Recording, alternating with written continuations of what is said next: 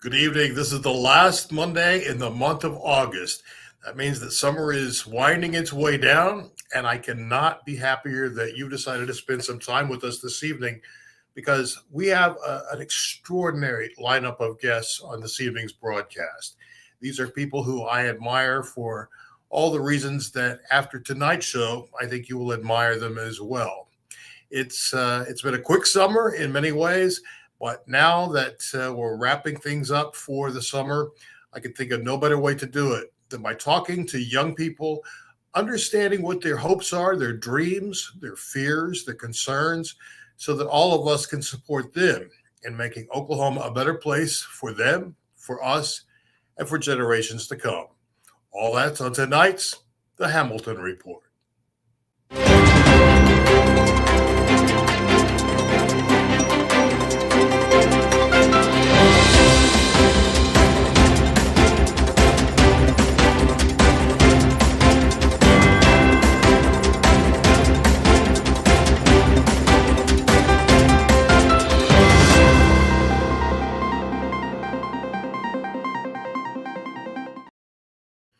Well, as I said, I'm excited about this evening's show because we are hearing from some of the brightest people I know. And it's funny, I need to show you folks something that one of our guests tonight has on a terrific shirt. And I said, that reminds me of Ward Cleaver. And the entire panel looked at me like I had two heads. This is Ward Cleaver, along with the rest of the Cleaver family from Leave It to Beaver. It's times like this that I realize just how old I am. But it's like we were talking just before the show. These folks keep me young. They keep me energized. They keep me hopeful. Well, a couple of weeks ago, we had the pleasure of spending half an hour with the president of Young Dems of Oklahoma, Jakia Harrison, and we're happy to welcome her back tonight to be a part of this panel. Jakia, good evening and welcome to you once again to the Hamilton Report. Hi, Scott. Thanks for having me. I'm glad to be back. Every one of these people are leaders. Some of them have titles, some of them who do not, but they're all leaders because I've had the chance to stand with many of them at rallies, march with them for concerns that are important to all of us. And the next person I'm going to introduce you to, and he's known for this, so I'm going to say it.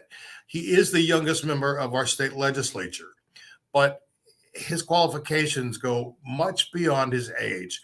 I'm really pleased to welcome Representative Arturo Alonso Sandoval. Arturo, good evening and welcome to the Hamilton Report. Good evening, y'all. It's a pleasure to be here. Thanks for having me, Hamilton. Scott. I'll answer just about anything. Alonso, Arturo, the last time that you were on, you were running. You were a candidate. And now that you have gone through your first session, I'm anxious to have your contributions this evening as well. Next up, it's my privilege to introduce actually the person who came up with the idea of tonight's show. She called me one evening after this show, and she said, you really ought to think about doing a panel discussion of young people. And I could not have thought of a better idea myself. That's why we love hearing from our viewers about ideas and topics that they want to hear covered. And it's my pleasure to introduce Amani this evening. Amani, how are you tonight?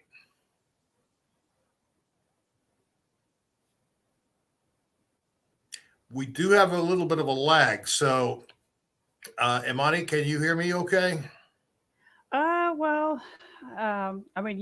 You know, Scott. I'm kind of. Oh, we got a lag going on. Okay, yeah.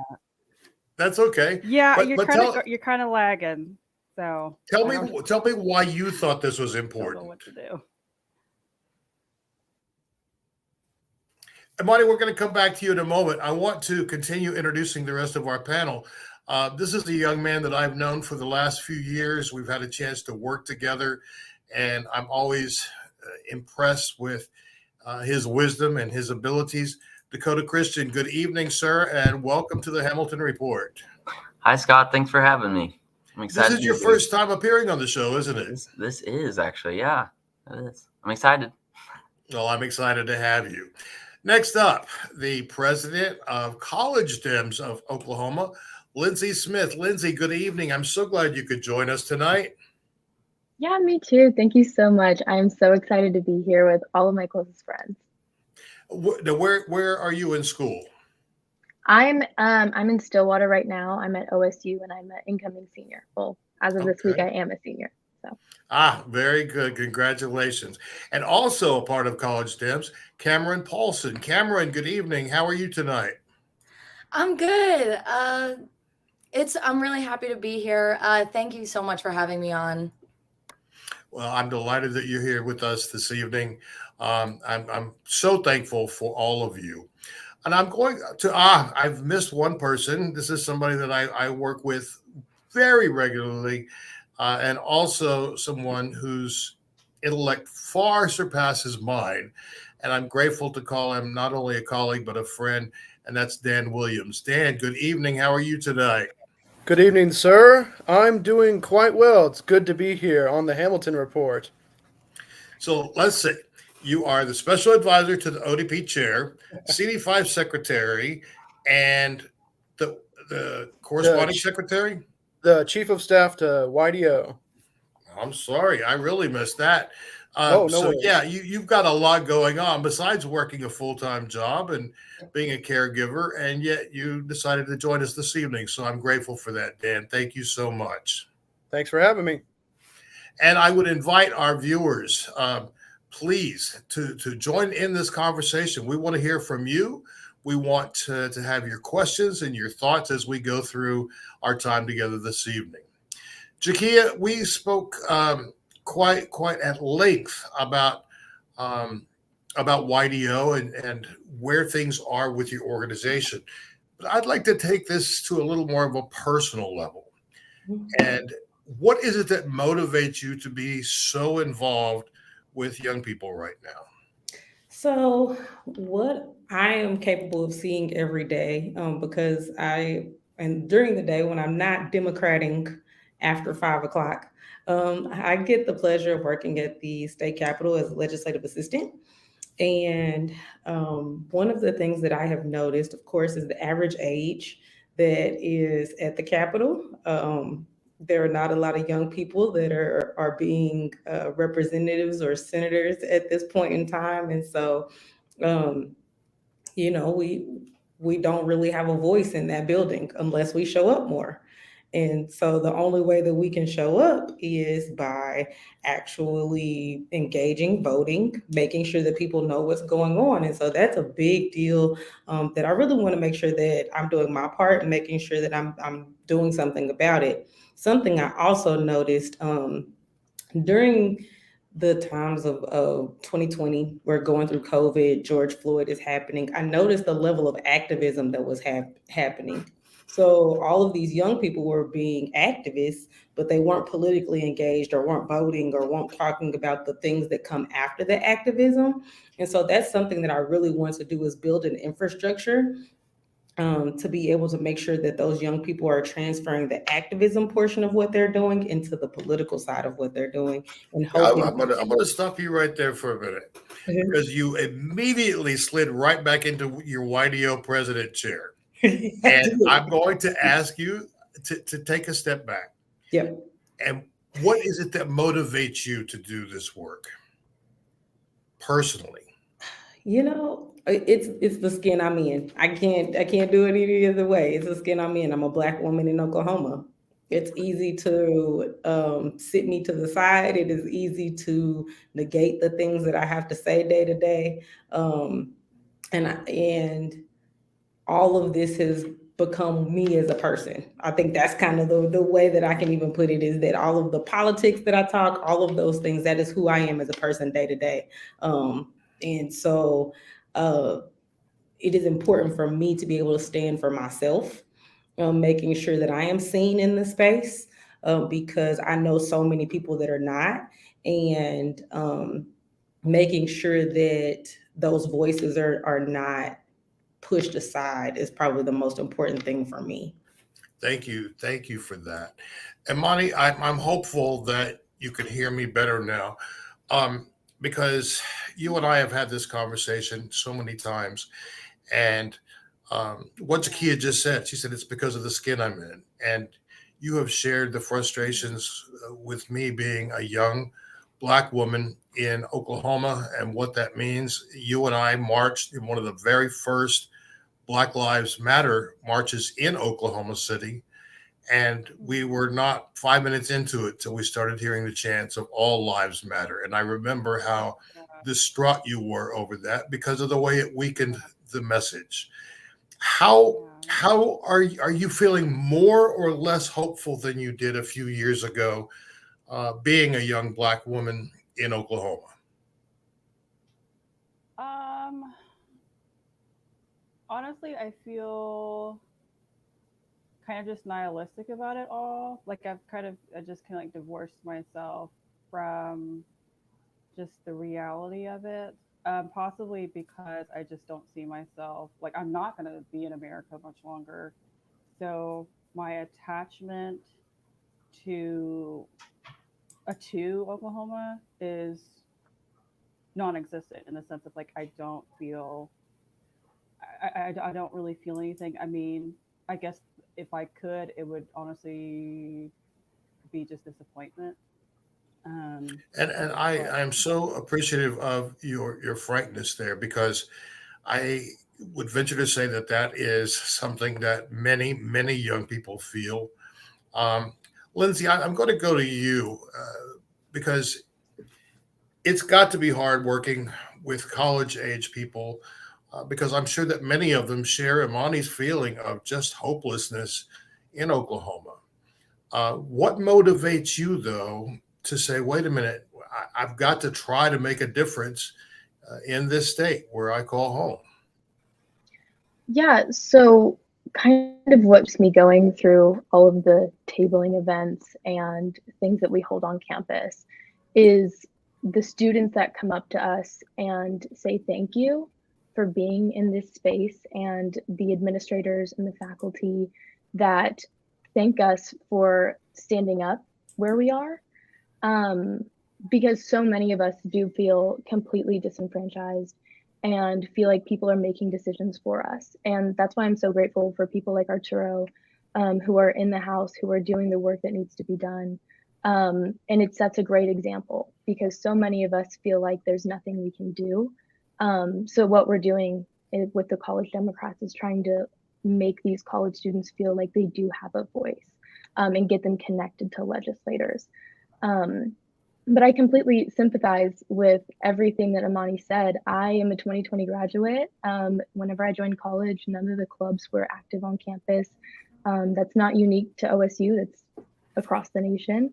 And so now that things are picking back up, people are organizing, it's really great to see people coming back together. So I think that's what keeps me going. Well, I'm glad to hear that. Arturo, we just keep hearing your name here, and for good reason, because I think that you stand out among many people, and certainly as a beacon of hope, because you are the youngest legislator, but you're also a Latin man.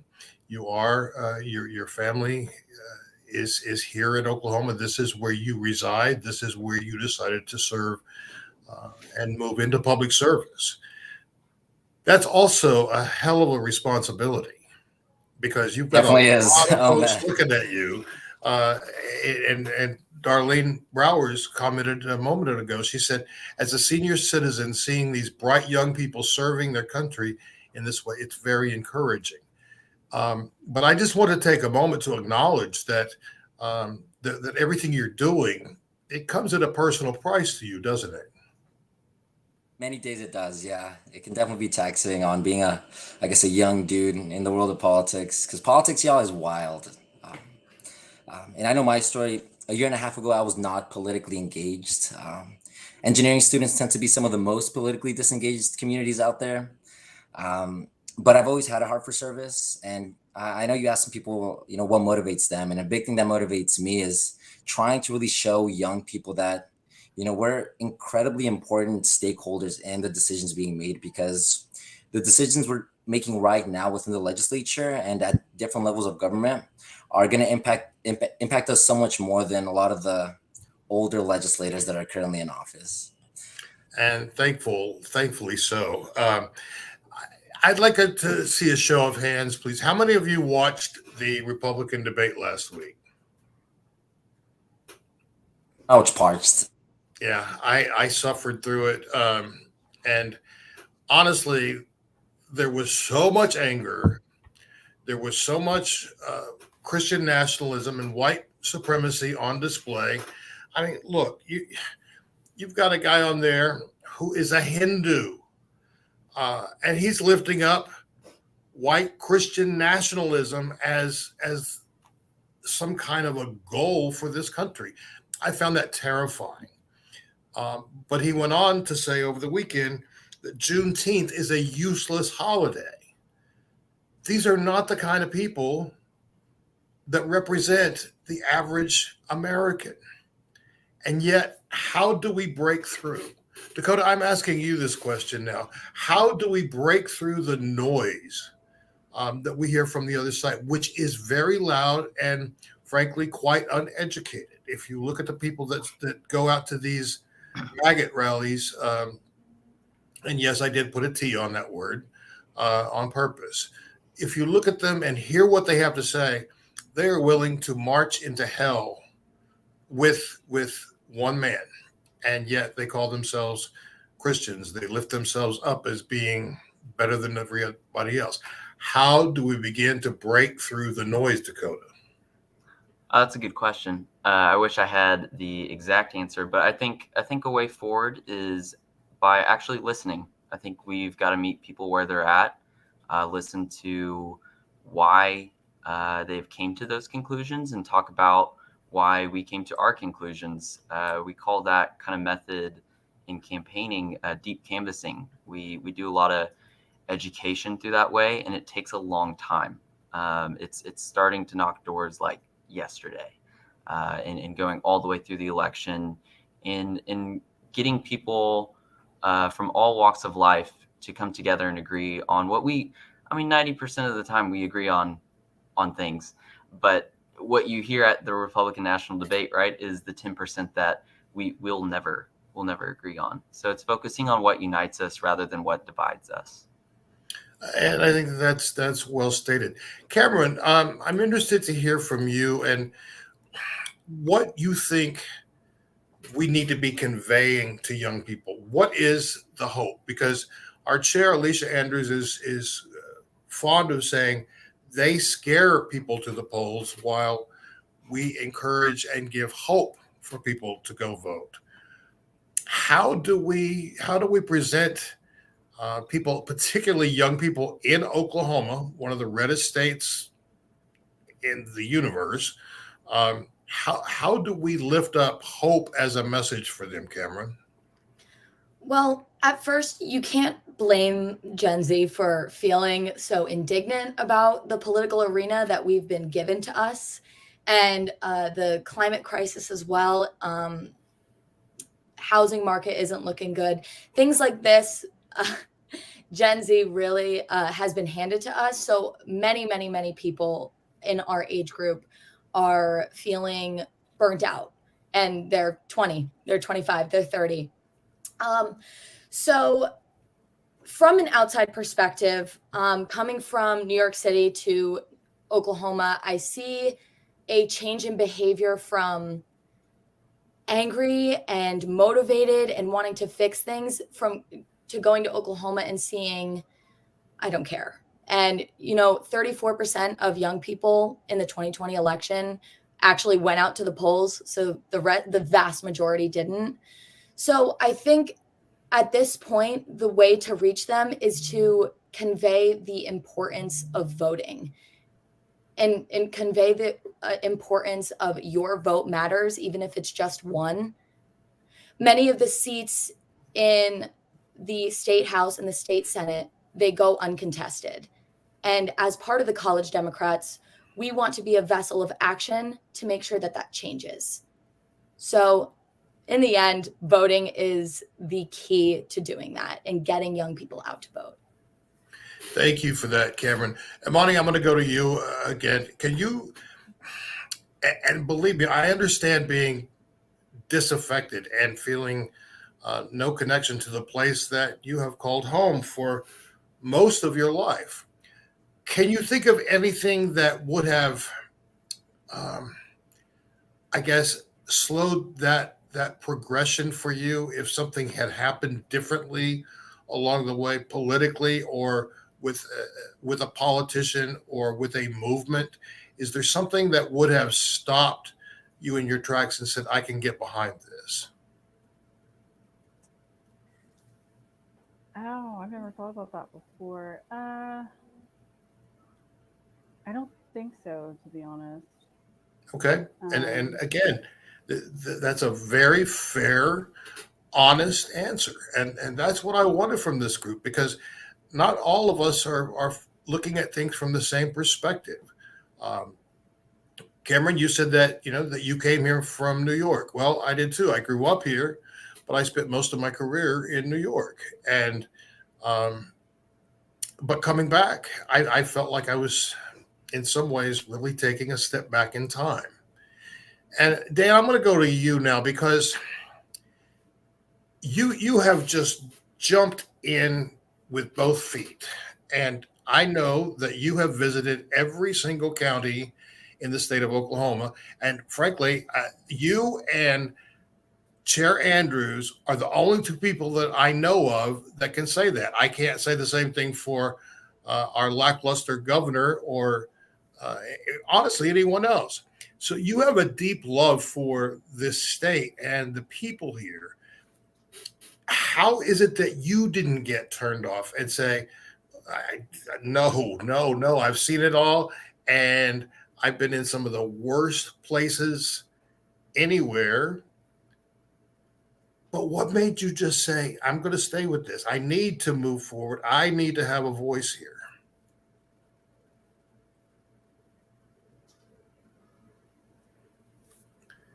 Dan, I think we've lost your audio. Sorry, there we go. Right? There it is. Yes, You're basically asking me why I'm a Democrat and still in this, right? I am. Well, so I'm a scout, Boy Scout, Eagle Scout, and one of the things I really loved about scouting was service to others, right? And I met with scouts from all across the country in my time in scouting, and I really felt like the scouts in Oklahoma embodied that to a T. And when I look around and look for service to others, I really see that only happening through the Democrats here in this state a lot of the times when it comes to the political side of stuff, right? I mean, let's take a look at Tulsa. They just had a derecho, right? Horrible windstorm came through. And for a long time, we didn't know who was in charge of the state. Our governor was off at an air show in Paris. The lieutenant governor was off fundraising in Georgia. And there were people without power, hundreds of thousands of people without power. And so the Democrats in this state stepped up. The CD1 Democrats, Tulsa County Democrats, the state party, and they stepped up, provided generators for people running on oxygen tanks, cooling stations, food, water, supplies. There's a lot of talk that goes around, oh, the Democrats are in power. They're powerless in this state. But what I'd like to push back on is even though that we don't, we haven't flipped Tulsa County or we don't run the state government, we were still able to help people, right? And that's what we're doing here. We're helping people. And that's why I believe in the mission of the Oklahoma Democratic Party, and that's why I'm going to keep fighting with it. Well, and that's a very personal take and one that I appreciate very much. You put some thought into this, and I should tell our viewers that this broadcast, like every single Monday night, I don't let my guests know what I'm going to be asking them ahead of time. This is a conversation, and as you've seen tonight, some of them have literally had to pause to think how best to answer the question. I respect that. I respect that so much because this is a thoughtful group of young people. Now, what's interesting, we've got a comment here. 34% of young voter turnout, and the DNP, which I'm guessing he means the National Democratic Party. That's, I guess, continues to disenfranchise older voters with deep left policies. He goes on to say, as Dan was talking, classic liberal. And I will say this: I am an unapologetically liberal. I was not raised that way, but life has made me that way. And I know that I'm looking at a screen full of young people here, all with very different backgrounds and very different circumstances. But things in our lives cause us to move in one direction or another. Amani, let me ask you, if I may, do you consider yourself liberal today? I consider myself more leftist in my beliefs. Okay. I definitely consider myself to be open-minded though and willing to look at both sides, but majority of my politics is leftist in Oregon. Thank you for that. I appreciate that. Lindsay, did you grow up in a progressive family? I grew up in a family that was split pretty well down the middle. My mom is more progressive and my dad is not. And so I think growing up, it was kind of modeled for me what was right and what wasn't in a way. And I was very thankful to be raised in an environment where I could be myself. But I did not tell anybody in high school that I was a Democrat. I came out whenever I got to college. I get comments from kids that I went to high school with all the time of what are you doing? How did you end up here? And I don't know. But I think that coming to college really did solidify my beliefs a lot. Being in an environment where people thought the same as me was very validating. I'm from Sand Springs, so it's a very red area, very white area. And coming to college really did solidify the beliefs. I wouldn't say they really changed, but I think they solidified everything I thought. You raise a great point there, because I'm not even going to use some of the words that the other side talks about when it comes to college education. They want us basically spending 4 years in Sunday school and leaving with a set of very right-wing philosophies under our belt. But the whole opportunity to have a higher education is about learning other things, other ways, so that you can make your own decisions. And you mentioned being from an area that is largely white, largely conservative. I can tell you that it's easier in some places in Oklahoma to come out as a gay person or a lesbian or as bi or as being a transgender person than it is to be a Democrat. And that's horrifying to say, but I don't think I'm wrong. Do you think I'm wrong, Arturo? No, I think you're right. And my political journey is completely different, I think, than a lot of people because I was never partisan initially. I remember whenever I registered to vote, and the reason I chose Democrat was I just put both party platforms side by side, and I kind of just went down to different issues. And my background's in mechanical engineering, so I believe in science, and I care a lot about environmental sustainability. And whenever one side completely denies science and denies that we are currently in a climate crisis, even though every year we're breaking more and more records when it comes to the heat that we're exposed to. I know that was a big thing that did it for me. And now being deep in the political world, it's really shown me that the party I'm a part of, right, the Democrats is more for the people. It's more people centered and really wanting to advance young people, especially. Because the Republican Party in many ways is wanting to raise the voting age to 25. And that's disenfranchising so many different people whenever, our votes really do matter, especially whenever, like I mentioned earlier, we have so much more stakes than a lot of the older legislators that are essentially making decisions for us. When you consider the people who have been demonstrating at State Board of Education meetings, I mean, I wouldn't mind being in that group because for once I would be the youngest guy in the room. I mean, there are Yeah. some really old folks there. That really is. It's crazy. And it's like, stop this. You don't have a stake in this anymore. Well, the fact is, of course, we all have a stake in public education. Can I see by a show of hands how many of you are products of public schools? Okay, all but one. That's pretty impressive. Um, and public education is something that we don't just stand for um, as a party. That's part of the platform. Okay, great, but it's something that we advocate for because it's the good and the right thing to do. Um, I'm curious, Cameron, with your background coming from a liberal city in what frankly can be a very red state. Now, we just need to put that out there that there are parts of New York State that are every bit as red as Bug Tussle, Mississippi. So we need to be clear that when we talk about liberal, we're talking about the New York City metro area. We're talking about parts of Albany, but it's not always that way. So with you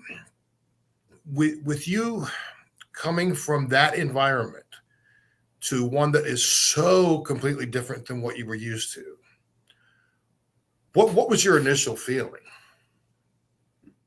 Well, so I transferred to Oklahoma State last year from the Bronx, New York City. I really started to get into politics. I've been into politics since I was like 14, but I really started to get into it in 2020 with with George Floyd and that whole Black Lives Matter movement. And I kind of just got sick of preaching to the choir. We all get it in New York City. And Lindsay had talked about having to come out as a Democrat in Oklahoma. In New York City, you kind of have to come out as a Trump supporter. And even then, the reaction isn't going to be good. To touch on education, my public school education is not the same as Oklahoma public education. We Absolutely. had either the same opportunities or better opportunities and more resources for students than some private schools. And some, let's be honest, some even more than some colleges and universities. Absolutely. And those, that obviously comes with higher population densities and, a larger tax base to put money back in to public schools. But the privatization of public schools in Oklahoma has really thrown me for a loop since moving here. I didn't understand. I didn't get why, students are already traveling 45 minutes to get to their public school.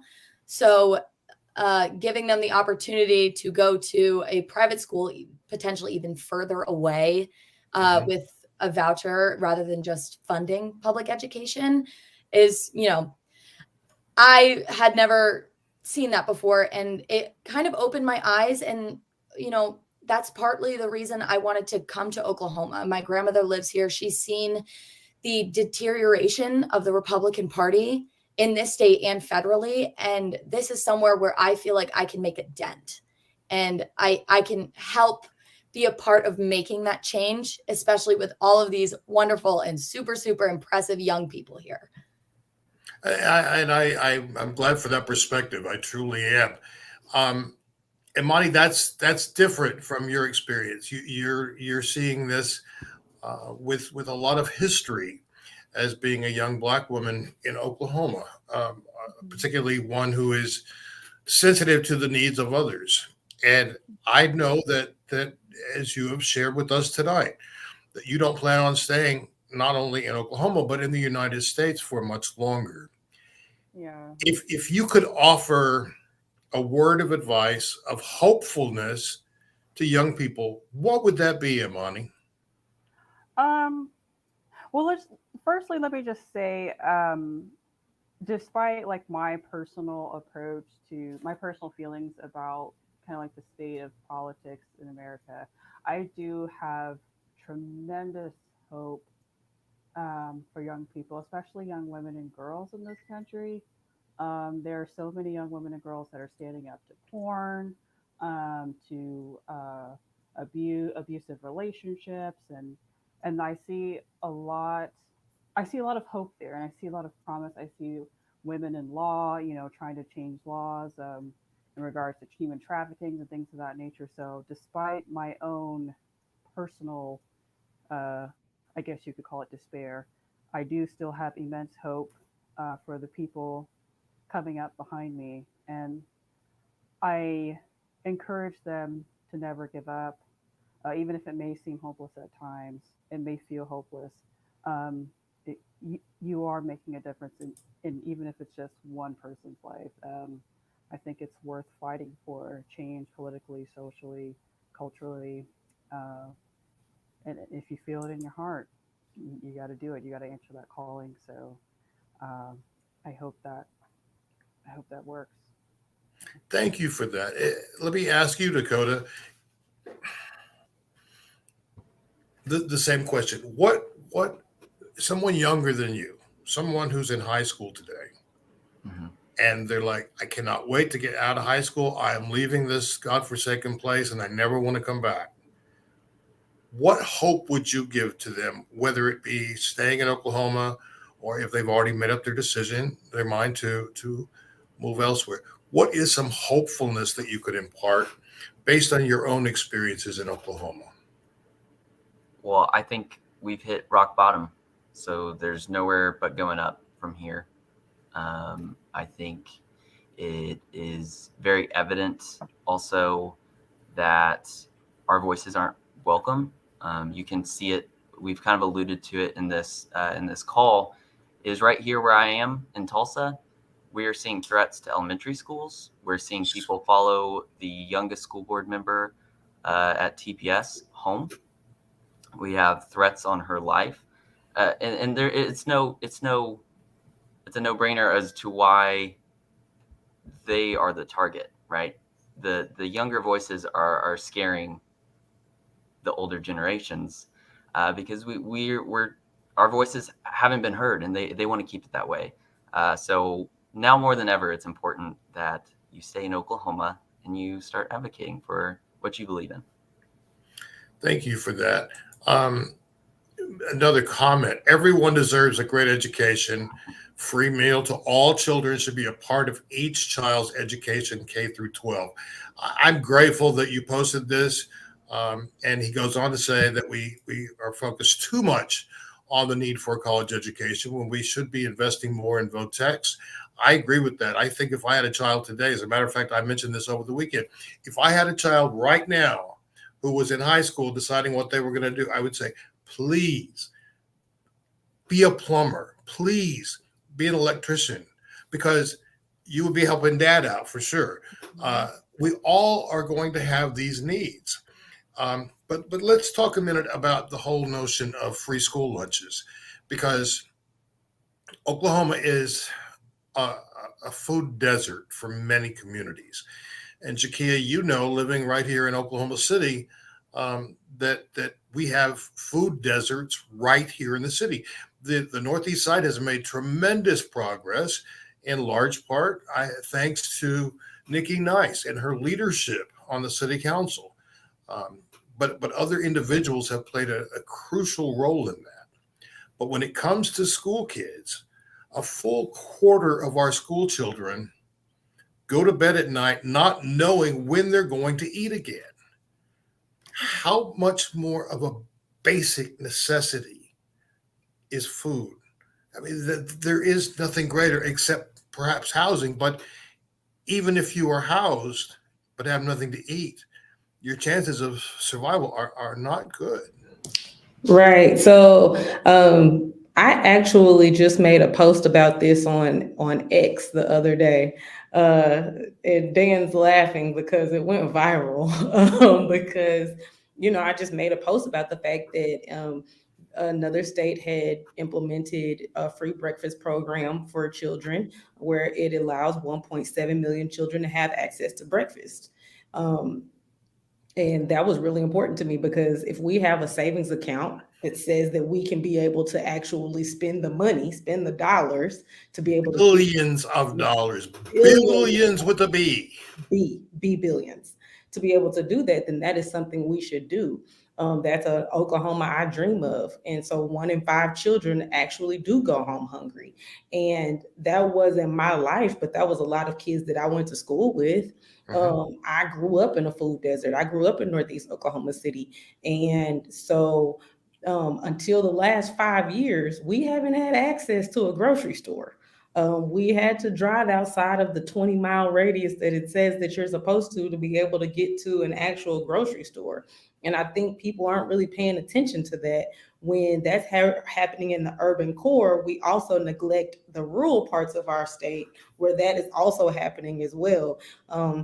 Went to Okmulgee County, and that was one of the issues that they brought up there, was that they have food insecurities, and that's an issue that they're dealing with. And so we have to recognize that they don't have the resources available to them to actually fight the same way that we're fighting in the urban core. And so if we don't have that here in Oklahoma City or in Tulsa or anywhere else, how do they have that access in those rural communities? So, I mean, literally kids can't learn if they're hungry, if they've sleep deprived. We're talking about all these issues about the educational system, but we're not dealing with the basic needs that children have at home. And that is so beautifully put, because if we are not, and I'm going to take us to church just for a minute, in my faith tradition, we are called upon to take care of the least of these, the children. And so if you've ever watched this broadcast, you've heard me say how angry I am about so-called Christians carrying, the cross on their shoulder and putting Bible verses on their back windows, but not taking care of things here.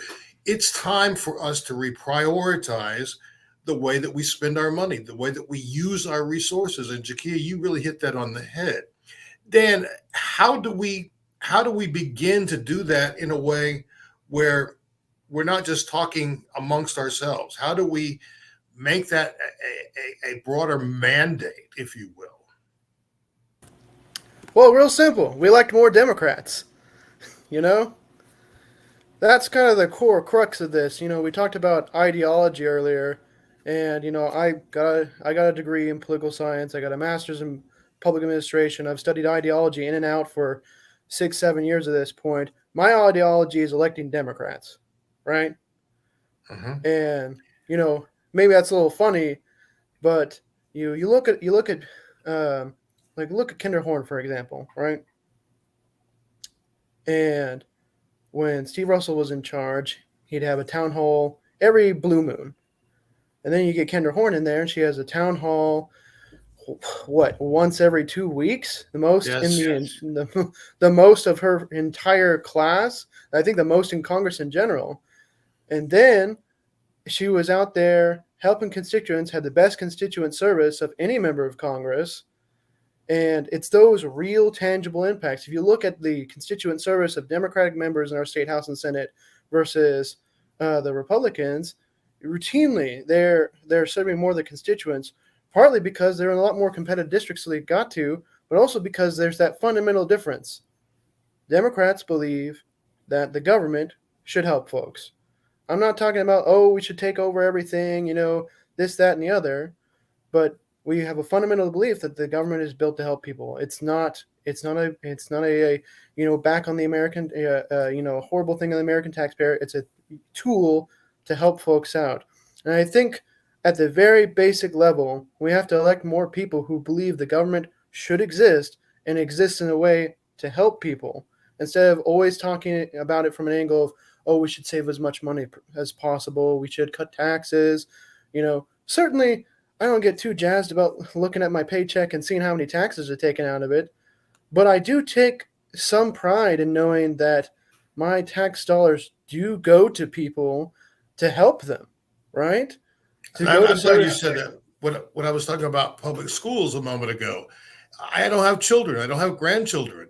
But I have a vested interest in public education because I want community leaders who understand that racism is a problem, that they understand the true history of this nation, that have enough education to be able to tell right from wrong. And I'm not talking about something that they learn only on Sundays or according to their parents. And so you've hit on something I think that's very important here. And I'm going to ask you to respond to this, Arturo. This is another comment from a viewer. Billions in savings, according to state, yet people still can't afford rent, and housing is unattainable for 1,500 Oklahoma City people. Now, I need to say that that's 1,500 families. That's not individuals. So that number is 4 or 5 times that high, and that's horrifying. How do we move from a place of, Dan was talking about taxes. Yeah, let's lower the taxes because we've got all this money. But if we look at the what is being proposed at 23rd and Lincoln as far as lowering taxes, that's going to affect me by about $76 a year.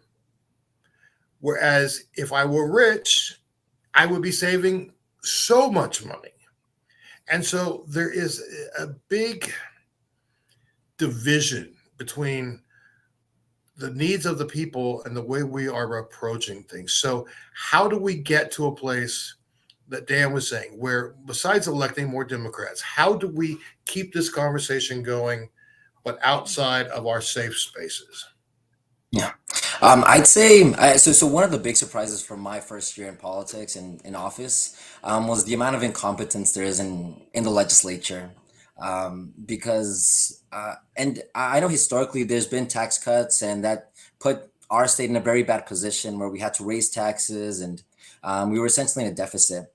And I do think because of unwise, I guess, tax policy that it seemed like we're going to get into, it's going to be pretty much like repeating history. So I'd say just trying to bring more competence into politics, making sure people are more logical and rational as to why they make decisions, rather than just, oh, like we're just going to cut taxes because we want to just keep cutting. But you're right, like it's not going to benefit a lot of my constituents because most of my district is mid to lower income families. Yes. So this is going to benefit more the wealthiest Oklahomans. Yes, absolutely agreed.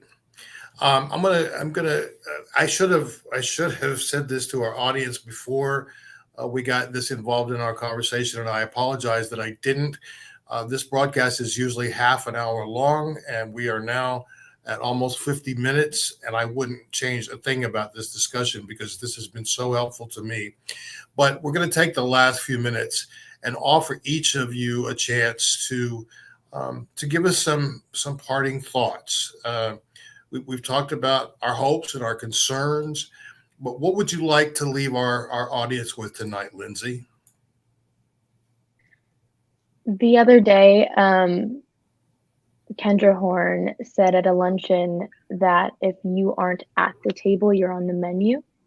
And I think that's a great example for college students and young people right now, is that we're not at the table, but it's possible. It's very possible to be there. And I want young people to feel as empowered as possible to get to that spot. Thank you for that, Lindsay. And thank you so much for being a part of this discussion tonight.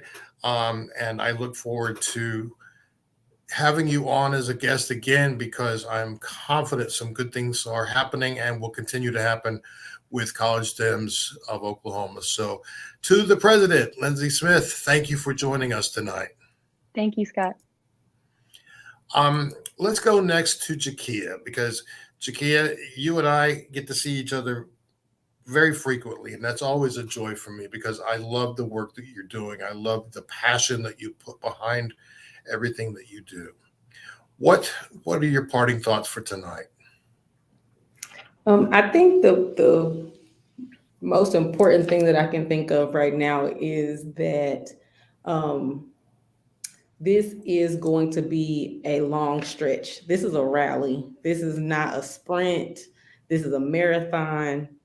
And so as much as I want to say that this is going to change next year, I want to be able to let everybody know that we've got to be in this for the long haul.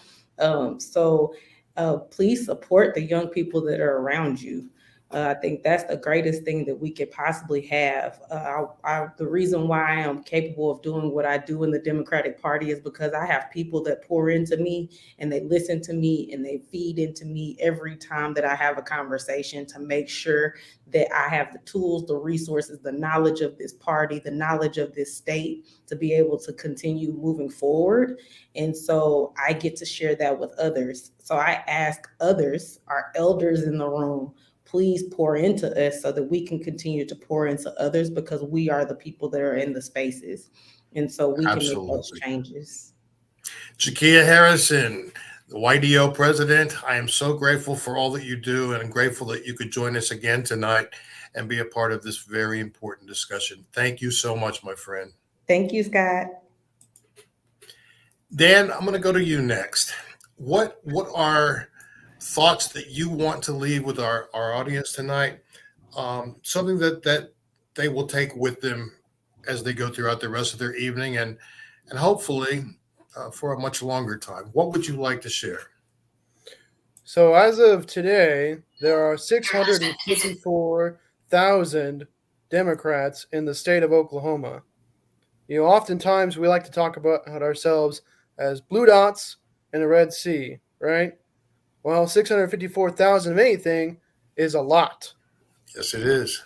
So I want people to understand that we're not alone out there, right? And it's not just people in the urban areas. There's plenty of rural Democrats still out there too, you know? And, you know, I've been traveling the state with Jakia, and we've been meeting people in almost every county. We were just in Stillwater the other day. Good to see those folks there. And what those lessons on the road have been is that there are Democrats everywhere. And yeah, it's a struggle. It's a struggle. It's a titanic struggle. But we got to be in this because we really do care about Oklahomans. And as long as that remains our guiding virtue, I'll be a Democrat, and I'm sure a heck of a lot of other people will be too. Thank you. Those are empowering words, Dan, and I hope that they ring loudly with our viewers, and that we'll all share that same sentiment. Thank you for everything that you do, my friend, and thanks for joining us tonight, Dan. Thanks for having me. Imani, you have been such a powerful voice tonight, of course, but as long as I've known you, you don't shy away from sharing what your concerns are. And as you did tonight, also share some hopes. What are your final thoughts for this evening's discussion? Well, you know, I guess I envisioned something a little different tonight, because there's still things I'm thinking about in regards to young folks, and in my circles, I just think about what I wish we could have discussed more is kind of like this sense of depression that's prevalent among younger people and young people my age. And I say that depression because of, you know, the climate crisis, you know, geopolitics, the fact that, you know, there's a major war going on right now, and just, you know, wages and housing crisis, and I just and just kind of like I feel like there's a general anxiety amongst many young people that I feel like I really wish we could have dove into more deeply. Well, listen, you've just given me another idea for another show, and I think that you've raised some really big issues and concerns. This was a wonderful jumping off opportunity, though, and I'm going to invite you back when we talk about that generalized anxiety that you're speaking of, because I think a lot of people don't even know how to articulate it. Yeah, but exactly. You have spoken on up for a lot of folks tonight, and Imani, my friend, thank you so much for being a part of this discussion, and I'm going to look forward to having you back again real soon. Yes, thank you, Scott. Thank you, everyone. It was a pleasure. Dakota, what do you want to leave us with tonight? What are your words of wisdom, or something that you're passionate about making sure that you don't leave without telling folks? I think the biggest thing is I hear when I'm out knocking doors is I thought I was the only Democrat out here. I think everybody that is on this call that's knocked a door has heard that as well. And I'm looking down at my list. I'm like, you're not even close. Your entire neighborhood, like 50% of your neighborhood is. The biggest thing is we're just not loud and proud. We need to start being more vocal about the issues we care about and who we are. And like we all discussed here, we all care about doing good for everybody. That is what the Democratic Party is here to do. We're here to represent everybody, not just a select few. So continue, as one of my bosses said, to agitate people into action. That is my parting wisdom.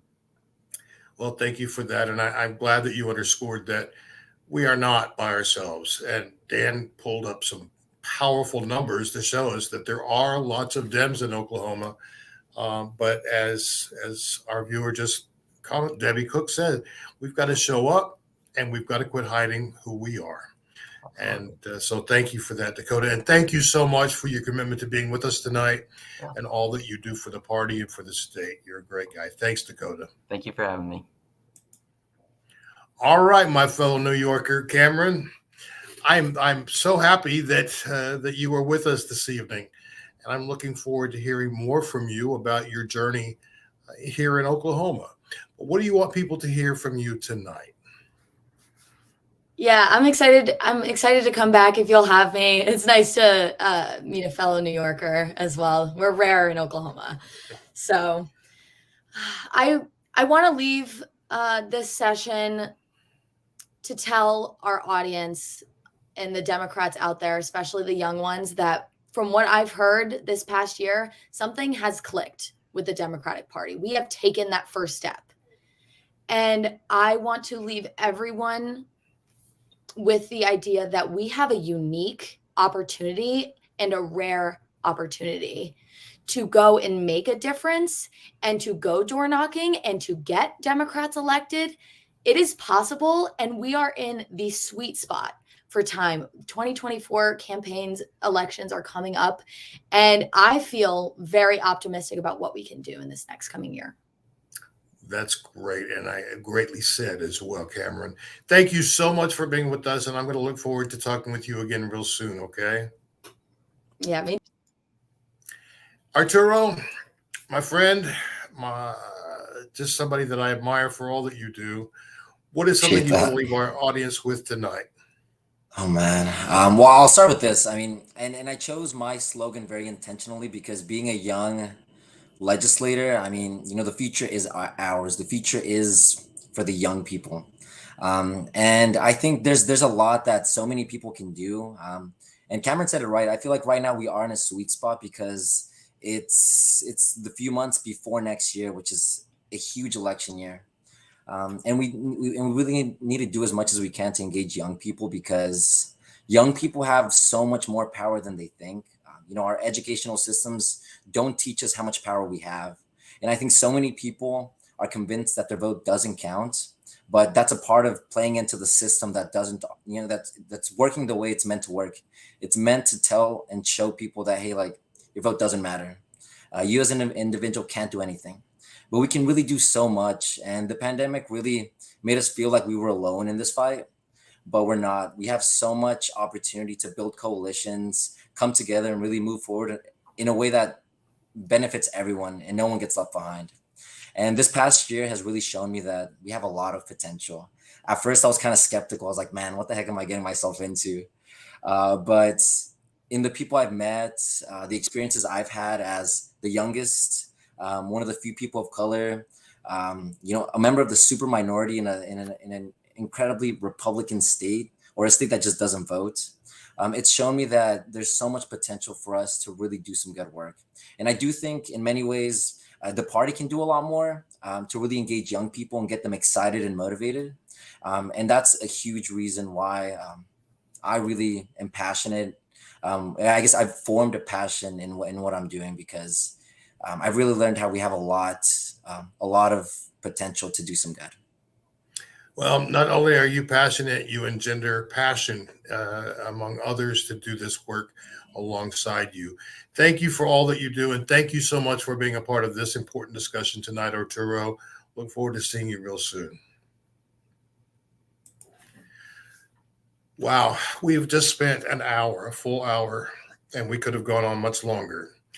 I, for one, feel very confident that as people my age begin to move aside and make room for these folks, we're in pretty good hands. And I can't stress enough the need that was exhibited tonight, that we've heard tonight, to support our young people. We need your support.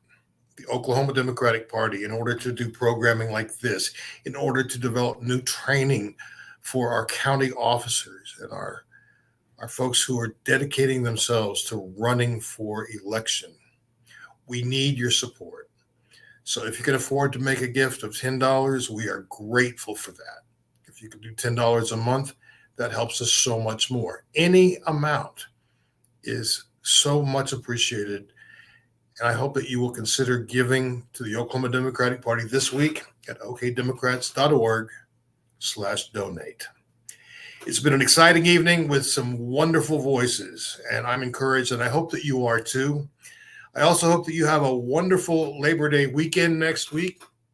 I will not be here, and I expect that you won't either, as we all take the time to celebrate all that we have, in part, in very large part, and sometimes exclusively because of our friends in the labor movement.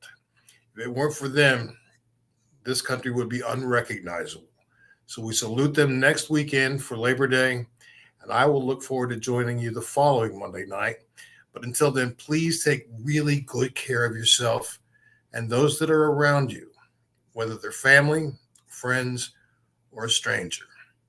That makes all the difference in the world, and we all have the power to change the world.